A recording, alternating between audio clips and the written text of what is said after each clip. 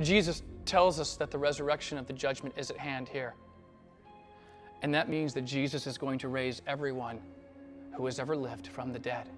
Whether it's Alexander the Great or Napoleon, whether it's Queen Elizabeth, whether it's Princess Diana, whether it's Michael Jackson, whether it's Jeffrey Epstein, he's going to raise every single person from the dead one day, including you, including me, every single one of us, he's going to raise from the dead. And the good news is, for those who love him, for those who trust him, for those who believe in him, for who he really is, not who you want him to be, they get life. They get life. But as for the rest, they get judgment. They get hell.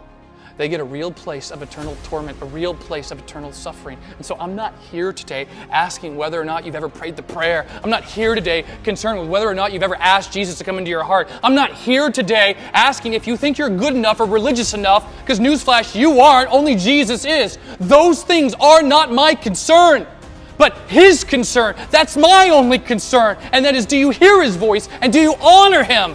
Or do you ignore him and determine what your version of truth is? And so the message of Jesus in John chapter 5 is a warning to a bunch of religious people. And that warning is, trust him, honor him, and believe in him, and you will be saved and spared from the wrath of God and the wrath